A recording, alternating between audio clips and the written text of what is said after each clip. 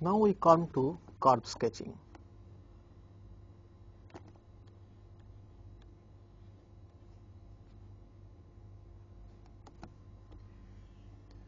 We will start with convexity of functions. Again, there was a theorem which I stated and only one part of that theorem was proved.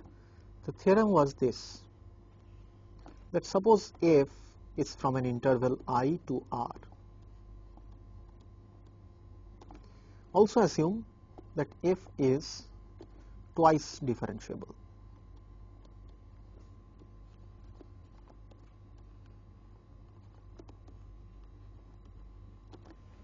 Then the theorem is f is convex if and only if double prime everywhere is non-negative.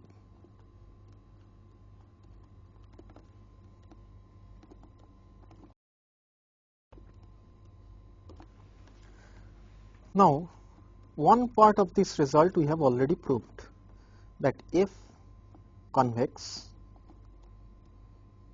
implies f double prime x is bigger than or equals to 0. Now we want to prove the converse. As I said earlier, that this will use Taylor's theorem. That is, I will assume that f double prime is non-negative everywhere. From that, I will like to prove that f is convex. Well, I take some x less than y, and x and y are in I. Let us say z satisfies the following, that x less z less y. Then there exists t which lies strictly between 0 and 1, such that z equals to 1 minus tx plus ty. Now what I do is, I use Taylor's theorem. That is, I want to write fx and fy around z. So by Taylor's theorem, then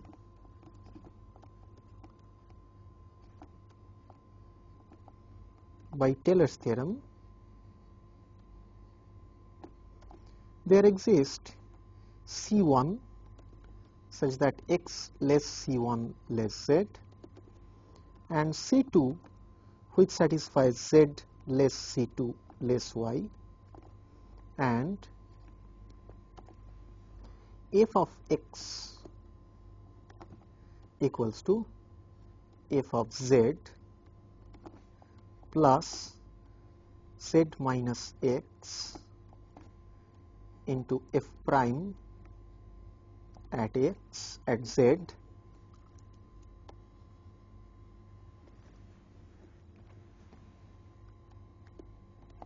plus z minus x whole square divided by factorial 2 into f double prime at C1. So I am using Taylor's theorem of order 2. Then I write down f of y, which is f of z plus z minus y into f prime z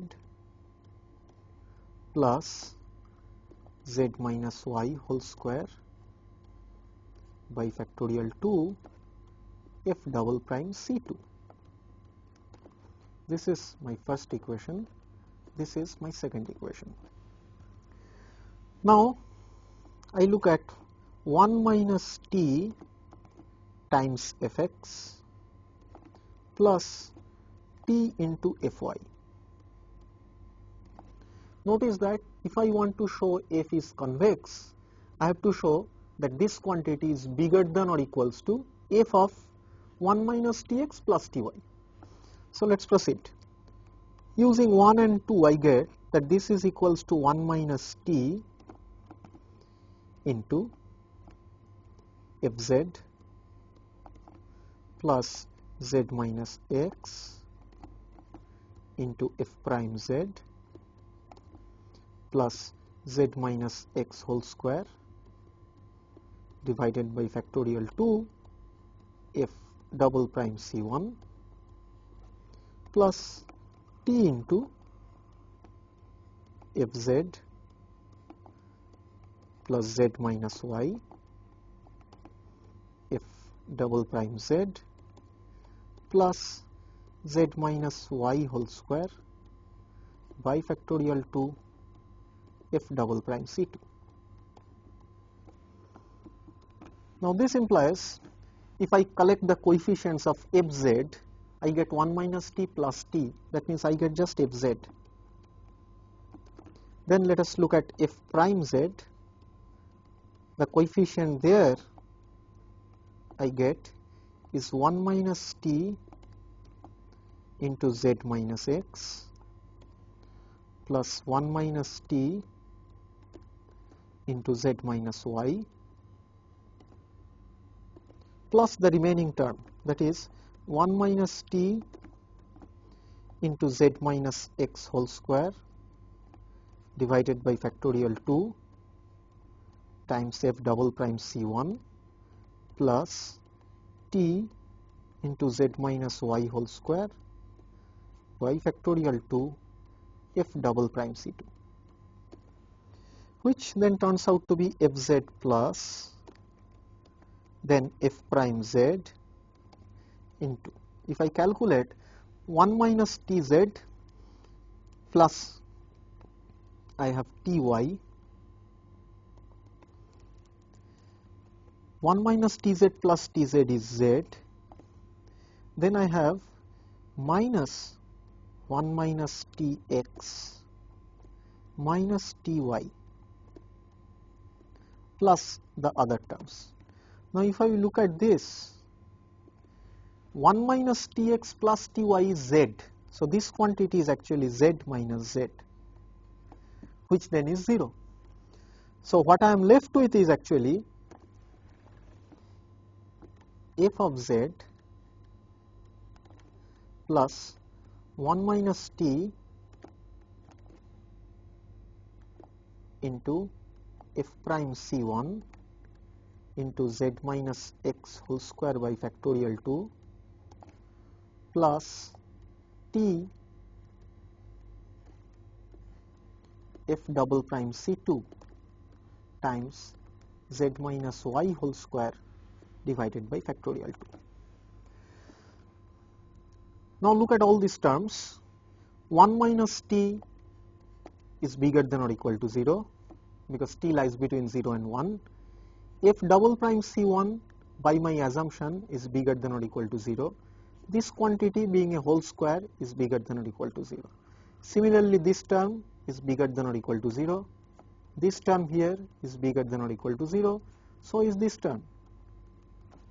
That means this quantity is certainly bigger than or equal to f of z. But then this is equals to f of 1 minus tx plus t of y. This is precisely what we wanted to prove, because the left hand side was 1 minus t times fx plus t times fy, which here is turning out to be bigger than or equals to f of 1 minus tx plus ty. So this satisfies the definition of convexity, implying that f is convex. This is a easy criteria to check convexity of functions if the function is twice differentiable. For example, if I look at the function fx equals to x square, then if I look at the double derivative of this function, f double prime x, this is 2 for all x, implies f is convex. But if you look at fx equals to x cube, the situation is not so. Because if I look at f double prime x, this is 6x, which is bigger than or equal to 0 if x is bigger than or equal to 0, and it is less or equals to 0 if x is less or equals to 0. That means the function fx equals to x cube is convex if x is bigger than 0. But if x is less than 0, the function is concave. And then it becomes very easy to draw the graph of this function. Suppose this is my axis. Then fx equals to x square also satisfies that fx equals to f minus x. That means on the right hand side of y-axis, the function looks exactly as in the left hand side of the y-axis. But on the right hand side of the y-axis, the function is anyway convex, and f of 0 is 0. So fx equals to x square looks like this. And hence, on the negative side also, it will look like this. But if I look at fx equal to x cube, it will look like this on the right hand side, but it will look like this on the left hand side, because it is concave on the left hand side. This is how this result helps us. It becomes the most fundamental result for convex functions. To determine convexity, you just look at the double derivative of the function and try to see where it is non-negative. Wherever it is convex. The same way one can say the same thing is that a function, if it is convex, if its derivative is increasing, because derivative increasing would mean the double derivative is non-negative. Okay? So we are going to use it at some point of time, that a function f is convex if the f prime is increasing or the double derivative is non-negative. Now let's go to the second thing. We are going to define something called point of inflection.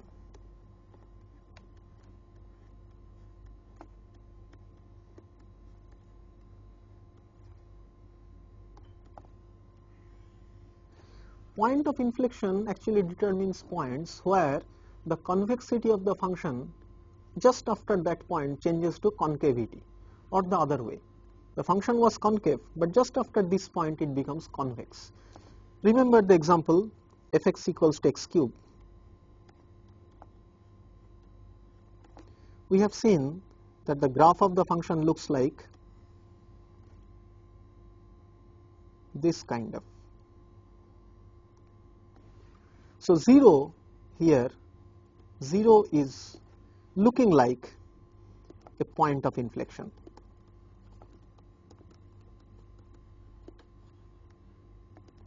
Because just after 0, the function becomes convex, and before 0, that is on the negative side, it is concave. So what is the precise definition? So the definition is this. C is a point of inflection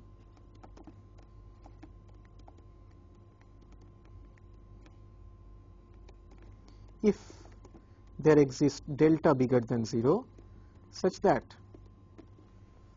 on c minus delta c the function is convex, and on c plus delta the function is concave, or vice versa.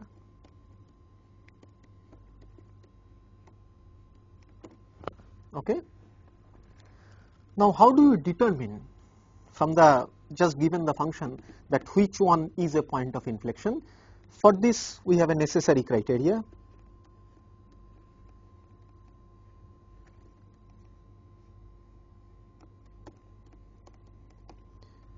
The necessary criteria says just this, that C belongs to AB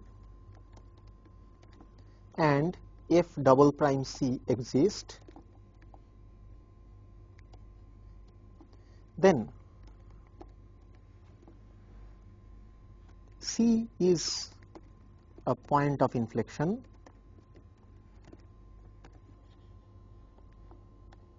implies that f double prime C is 0. Again, as example, I will cite fx equals to x cube. Notice that f double prime at 0 is 0.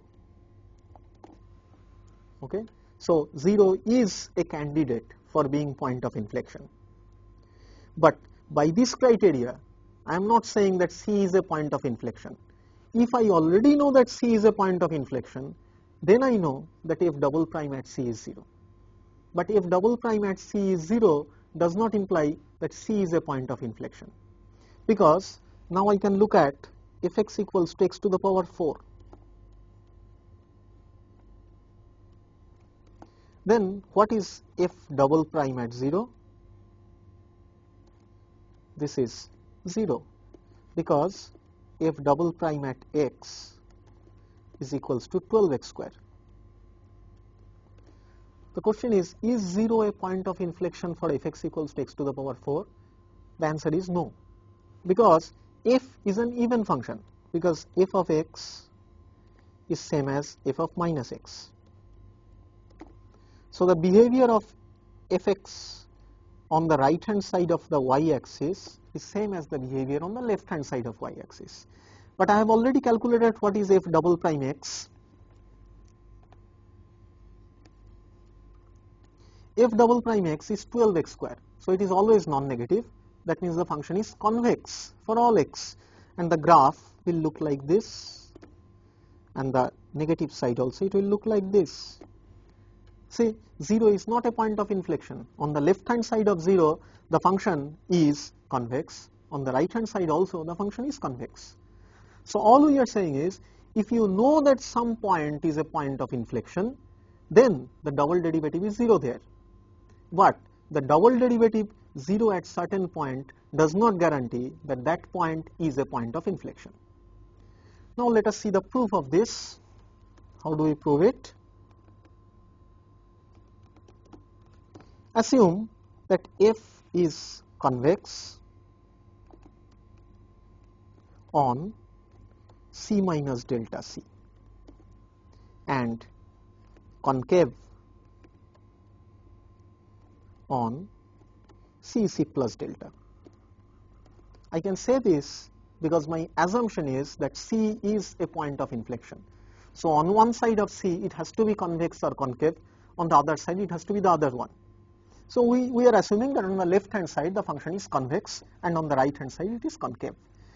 Now this would then imply that if prime is increasing on C minus delta C and f prime is decreasing on C plus delta. This I can say because I already know my criteria that f is convex if and only if its double derivative is non-negative. Okay, fine. Now this means that f prime of x is less or equals to f prime of C for all x in C minus delta C, and f prime of x, since f prime is decreasing on the right hand side of C, I have that this is still true, that this is less or equals to f prime C for all x in C plus delta. Now I look at this quotient f prime x minus f prime C divided by x minus C, and I take the limit as x going to C minus. That means I am approaching C from the left hand side of C. This would then imply what? Because f prime x is anyway less or equals to f prime C, so the numerator is negative, but x is also less or equals to C, that means the denominator is also negative, that means this is bigger than or equal to 0. And then I look at limit x going to C plus and write the quotient f prime x minus f prime C divided by x minus C. Here notice that f prime x is again less or equals to f prime C. That means the numerator is negative, but x is bigger than C. That means the denominator is non-negative. That means the whole quantity is less or equal to 0. And now I use the assumption that f double prime C exists. Since f double prime C exists, it means it has to be same as these limits. This then implies that f double prime c, which is same as both the limits, and both the limits can have the only common value which is 0. So f double prime c is equals to 0. But as I said that this is a necessary condition but not a sufficient condition. Well, we will state the sufficient condition for you without the proof. The sufficient condition is that c is a point of inflection if double prime c is 0, that has to be there, and if triple prime c, if it exists of course, this is not equal to 0. Now notice again the example of fx equals to x to the power 4.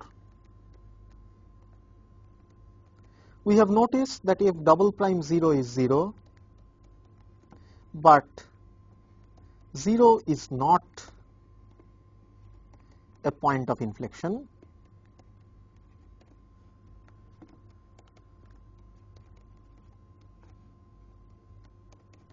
and now we know this has to happen, because if I look at f triple prime c, what is f triple prime x? That is 24x.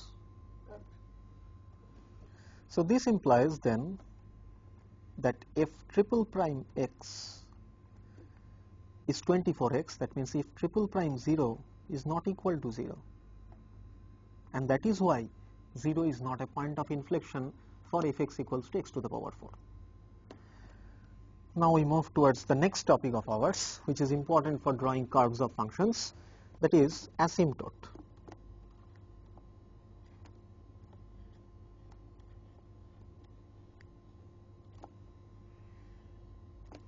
Intuitively, asymptotes means that they are tangential to the curves but at infinity. You go towards infinity, the distance between the curve and the function decreases to 0, something like this. So the precise definition is this, that I look at a line Lx, f is a given function, f is a given function. I look at a line Lx which is of the form ax plus b. This is an asymptote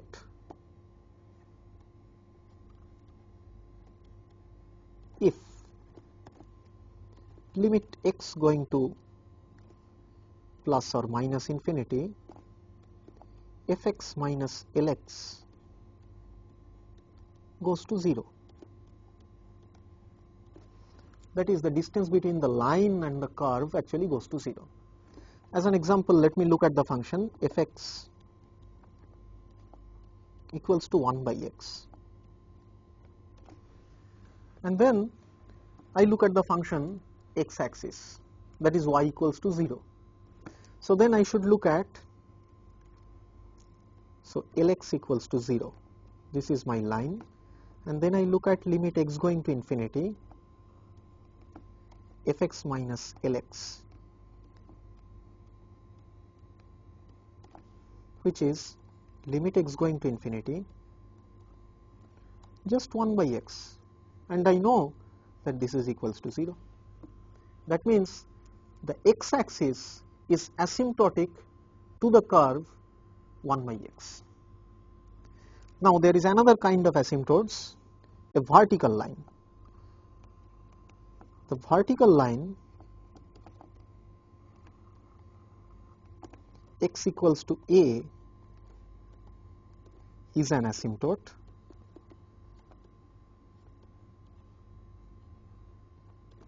if limit x going to a plus or a minus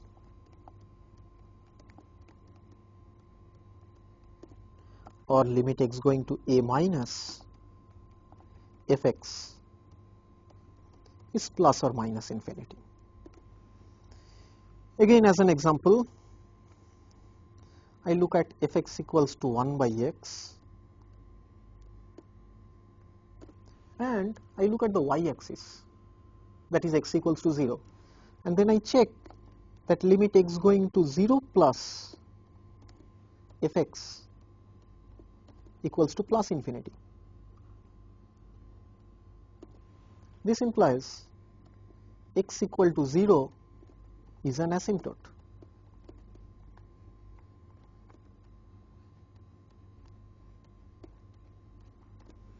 That means with the curve y equal to 1 by x, I have got two asymptotes. One is the x-axis, other is the y-axis. Let us see whether we can draw the curve of this fx equals to 1 by x. Notice this is defined only when x is not equal to 0. For x equal to 0, I don't know. This has the property that f of minus x is equals to minus fx, and x bigger than 0 implies fx is also bigger than 0. That means if x is on the right hand side, the curve will lie above the x-axis. If x is on the left hand side, the curve will lie below the x-axis, and not only that, they will be very symmetric towards each other. Now, how the curve bends, to understand that, I look at f double prime x. That is, f prime x I know, which is minus 1 by x square, and then f double prime x is 2 by x cube, which is bigger than or equal to 0 if x is bigger than 0. It is less than or equal to 0 if x is less than 0. So f prime x is minus 1 by x square, which is less than 0 if x is less than 0 and x is bigger than 0.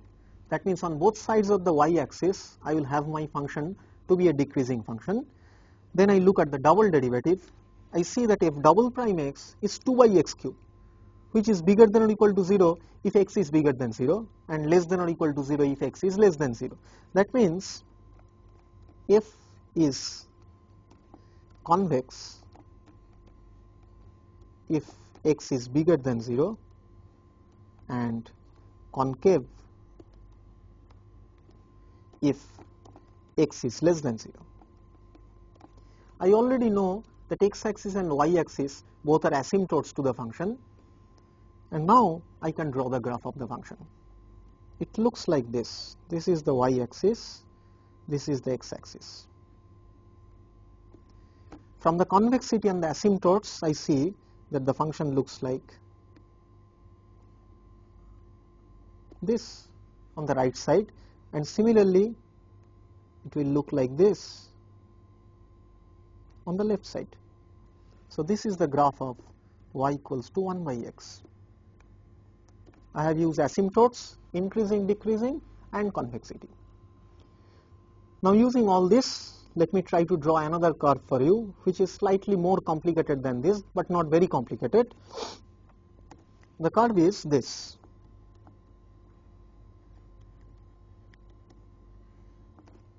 Fx equals to x4 minus x square. Again, notice the first thing, that f of minus x equals to fx. That means it's an even function. So it is enough to draw the graph of the function on the right hand side of the y-axis.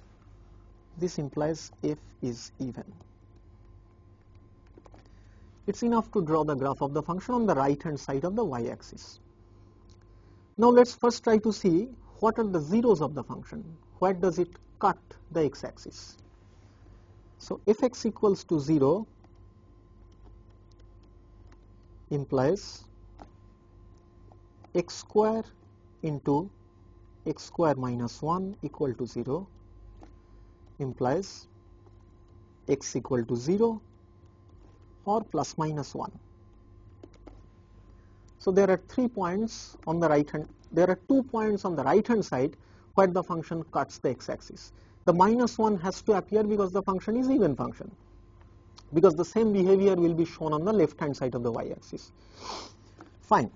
Now let's calculate, to understand the increasing decreasing property of the function, let me calculate what is f prime at x. that turns out to be 4x cube minus twice x, that is twice x into x square minus 1. Since I am looking for positive x, I can say that this is bigger than 0 if x square is bigger than 1, that is x is bigger than plus 1.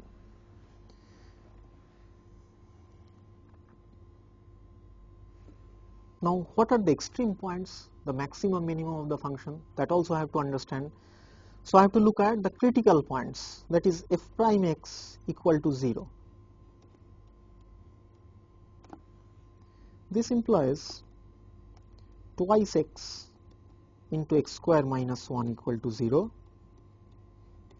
That means x equal to 0 and plus minus 1. I have already noticed for x bigger than 1, it implies f is increasing.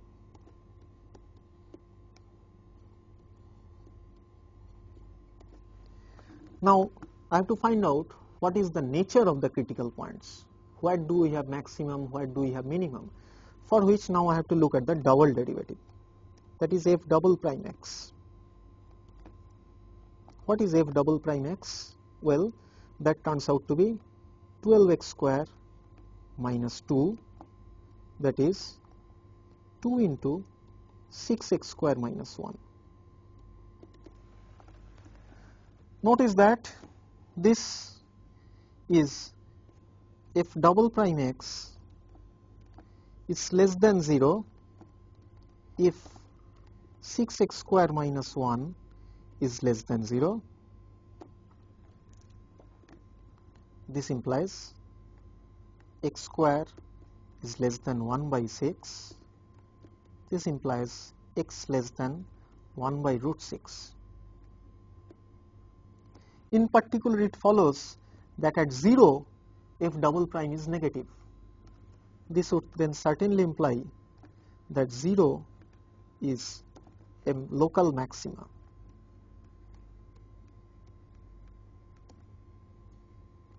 What about the other points? Plus minus 1s are also critical points. Well, what happens at 1? F double prime at 1 is 12 minus 2, that is 10, which is bigger than 0. This implies 1 is local minimum.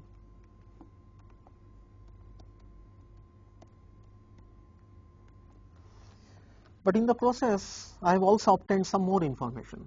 That is, when x lies between 0 and 1 by root 6, then the double derivative is negative.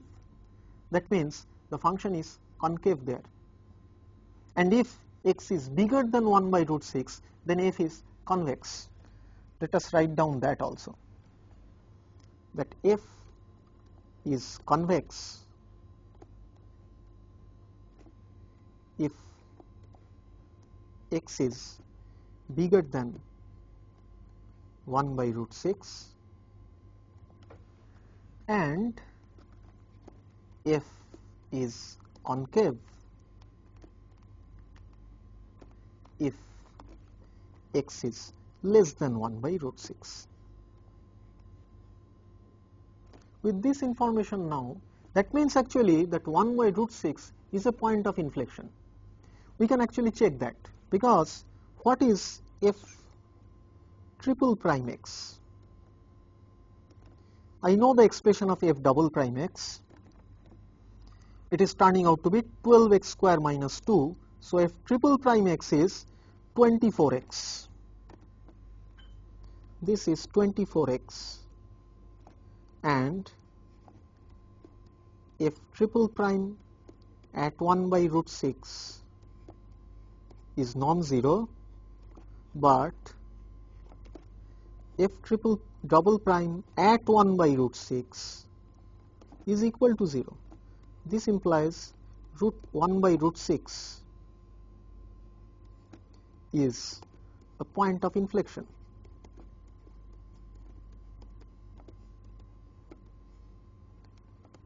That is, on the left hand side of 1 by root 6, the function is concave, but on the right hand side of 1 by root 6 f is convex, as we have calculated. Now with this information it is very easy to draw the graph of the function that we will see. Now let's have the y axis here. We have the x axis here. The curve has a 0 at 0 that we have seen.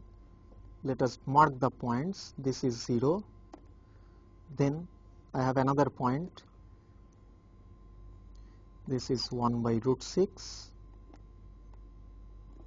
I have another point 1 by root 2 where I know the local minimum arises, and then I have the point 1 where the function cuts the x-axis. I know at 0 the function has a local maximum, and after that from the derivatives it follows that up to 1 by root 6 the function is concave.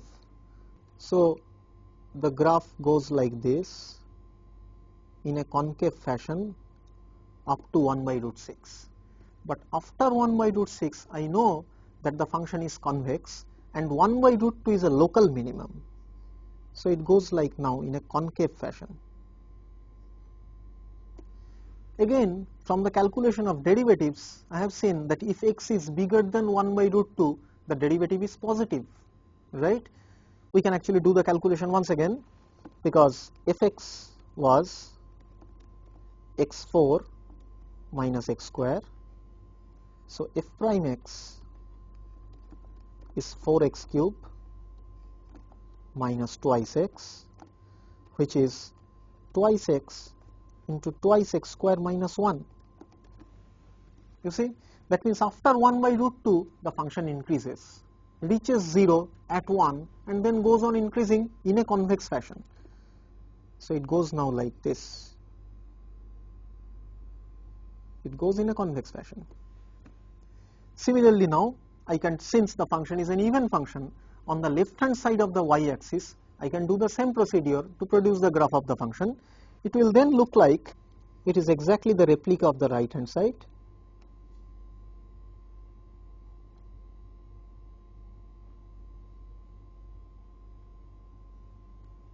It will go exactly like this. This is what now the graph of the function looks like. Now let us try to sum up what we have done in this set of lectures. We started with derivatives, and then after mean value theorem we started connecting the behavior of the function with the derivative. The first one is f is increasing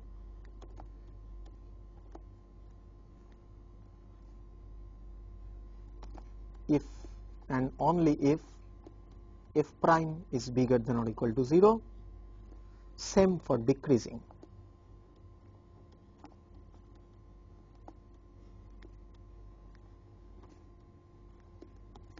That is,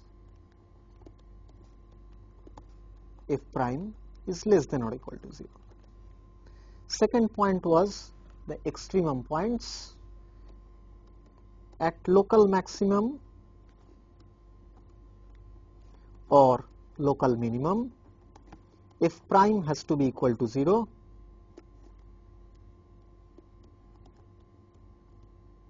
But then to guarantee whether the point is a maximum or minimum, you have to go to the double derivatives. That is, if f double prime at x naught turns out to be less than 0, then x naught is a local maxima. And I will mention again that this conditions work if the extremum point in the interior of the interval where you are looking at, if it is a boundary point, then this theorem may not be true. We have seen counter example of that kind. Then comes the third one, Taylor's theorem.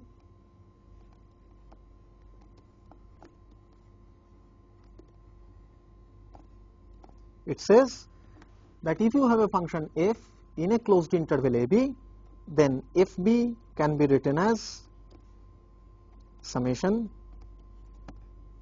k from 0 to n minus 1 Ka b minus a to the power k by k factorial plus b minus a to the power n by factorial n into f and c, where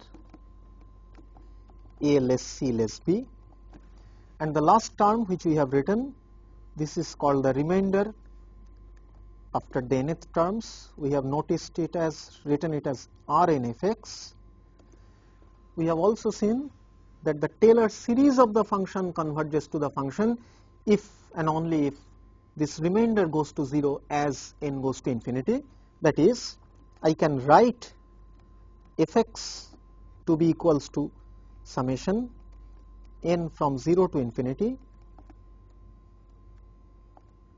fn 0 by factorial n into x to the power n if modulus of Rnfx,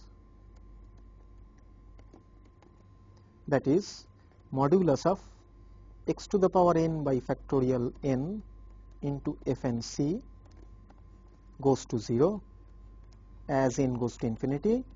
Notice that the point c which I am writing here, it should actually be written as c should be written as cnx. It depends on the point x as well as the n which I am looking at. Okay? If the remainder goes to 0, then the function is actually a power series given by its Taylor series, and the power series is of the form fn 0 by factorial n into x to the power n. After doing Taylor series, we have gone to convexity, and the most important result about convexity is what we have proved, that f is convex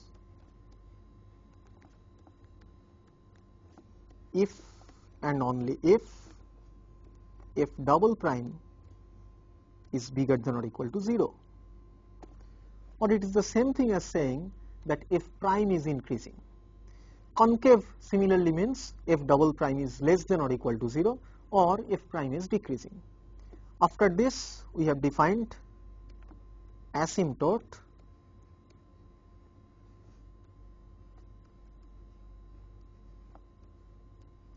and points of inflection.